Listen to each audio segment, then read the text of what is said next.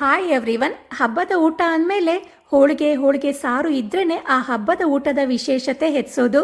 ಹೋಳಿಗೆನ ಎಷ್ಟು ಇಷ್ಟಪಡ್ತಾರೋ ಹೋಳಿಗೆ ಸಾರನ್ನು ಕೂಡ ಅಷ್ಟೇ ಇಷ್ಟಪಡೋರು ಇದ್ದಾರೆ. ಅದರಲ್ಲಿ ನೀವು ಒಬ್ಬರ ಕಮೆಂಟ್ ಮಾಡಿ ತಿಳಿಸಿ. ಯಾಕಂದರೆ ಆ ಸಾರಿನ ಘಮ ರುಚಿ ಅಷ್ಟು ಅದ್ಭುತವಾಗಿರುತ್ತೆ. ಸಾರು ಕುದೀತಿದ್ರೆ ಮನೆ ತುಂಬ ಆ ಘಮ ಹರಡ್ಕೊಂಡಿರತ್ತೆ. ಒಬ್ರೊಬ್ರು ಮನೆಯಲ್ಲಿ ಒಂದೊಂದು ರೀತಿ ಹೋಳಿಗೆ ಸಾರನ್ನು ಮಾಡ್ಕೊಳ್ತಾರೆ. ಇವತ್ತು ನಾನು ಮಾಡ್ಕೊಳ್ತಿರೋ ರೀತಿನ ತೋರಿಸ್ಕೊಡ್ತಾ ಇದ್ದೀನಿ. ತುಂಬ ರುಚಿ ಇರುತ್ತೆ. ಸಾರು ಖಾಲಿ ಆಗ್ತಿದ್ದಂಗೂ ರುಚಿ ಹೆಚ್ಚತಾನೆ ಹೋಗುತ್ತೆ. ತೊಗರಿಬೇಳೆನ ಬೇಯಿಸ್ಕೊಂಡು ಅದ್ರದ್ದು ಕಟ್ಟನ್ನು ತಕ್ಕೊಂಡಿರ್ತೀವಲ್ಲ, ಅದಕ್ಕೆ ಸ್ವಲ್ಪ ಕರಿಬೇವನ್ನು ಹಾಕಿ ಇಟ್ಕೊಳ್ಳಿ. ಆವಾಗ ಕರಿಬೇವಿನ ಘಮ ಕಟ್ಟಿನ ತುಂಬ ಹರಡ್ಕೊಂಡಿರತ್ತೆ. ಈಗ ಹೋಳಿಗೆ ಸಾರಿನ ಖಾರ ರುಬ್ಕೊಳ್ಳೋಕ್ಕೆ 2 ಟೀ ಸ್ಪೂನ್ ಎಣ್ಣೆ ಕಾಯಿಸಿ, 3/4 ಇಂಚಷ್ಟು ಚಕ್ಕೆ, 2 ಲವಂಗ ಹಾಕೊಳ್ಳಿ. ಇದಕ್ಕೆ ಚಕ್ಕೆ ಮತ್ತು ಲವಂಗ ಕಡಿಮೆ ಹಾಕ್ಕೊಳ್ಬೇಕು. ಹಾಗೆ 1/4 ಟೀ ಸ್ಪೂನ್ ಮೆಂತೆಕಾಳು, 1/4 ಟೀ ಸ್ಪೂನಷ್ಟು ಉದ್ದಿನಬೇಳೆ, ನಂತರ 1 ಟೇಬಲ್ ಸ್ಪೂನ್ ಕಾಳು ಮೆಣಸು ಸ್ವಲ್ಪ ಜಾಸ್ತಿ ಬೇಕಾಗತ್ತೆ. ಹಾಗೆ 2 ಟೀ ಸ್ಪೂನಷ್ಟು ಜೀರಿಗೆ, 2 ಟೀ ಸ್ಪೂನಷ್ಟು ಕೊತ್ತಂಬರಿ ಕಾಳನ್ನು ಹಾಕಿ ಮೊದಲಿಗೆ ಇದನ್ನಷ್ಟೇ ಒಳ್ಳೆ ಘಮ ಬರೋ ತನಕ ಹುರ್ಕೊಳ್ಳಿ.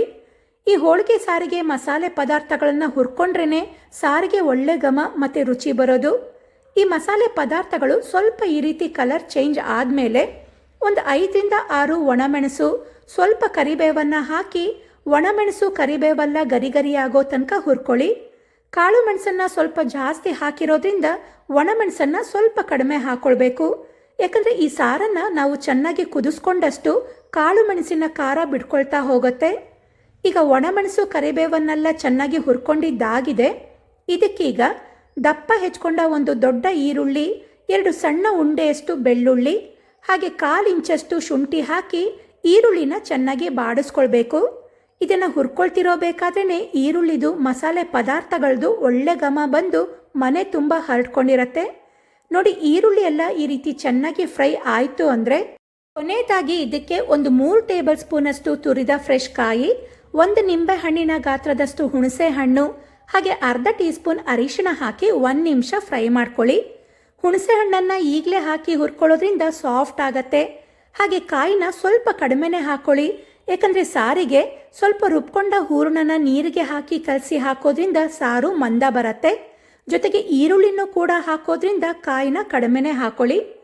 ಈಗ ಇದನ್ನೆಲ್ಲ ಹುರ್ಕೊಂಡ ನಂತರ ಇದನ್ನು ಆರಿಸಿ ನೀರನ್ನು ಹಾಕಿ ನೈಸಾಗಿ ರುಬ್ಕೋಬೇಕು.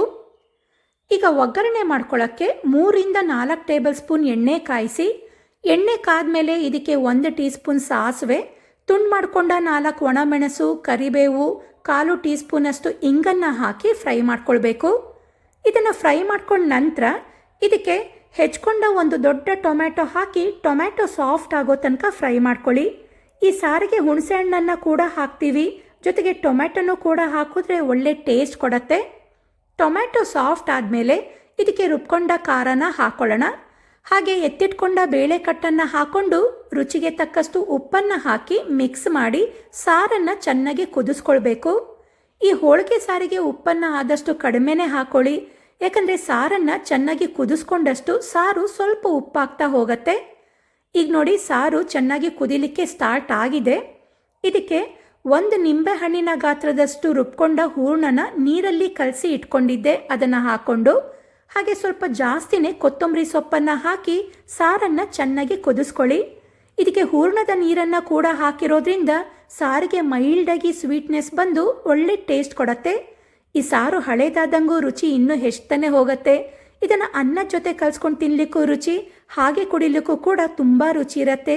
ಒಂದು ಸಲ ಈ ವಿಧಾನ ಮಾಡಿಕೊಂಡು ನೋಡಿ, ಖಂಡಿತ ಇಷ್ಟಪಡ್ತೀರಾ. ಈಗ ಹಬ್ಬದ ವಿಶೇಷವಾದ ಹೋಳಿಗೆ ಸಾರು ರೆಡಿಯಾಗಿದೆ.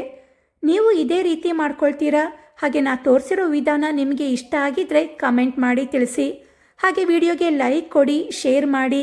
ನನ್ನ ಚಾನಲ್ನ ಸಬ್ಸ್ಕ್ರೈಬ್ ಮಾಡ್ಕೊಂಡಿಲ್ಲ ಅಂದರೆ ಸಬ್ಸ್ಕ್ರೈಬ್ ಮಾಡ್ಕೊಳ್ಳಿ. ಹಾಗೆ ನನ್ನ YouTube channel, Facebook page, Instagram ಅಕೌಂಟ್ನ ಫಾಲೋ ಮಾಡೋದನ್ನು ಮರಿಬೇಡಿ. Thank you.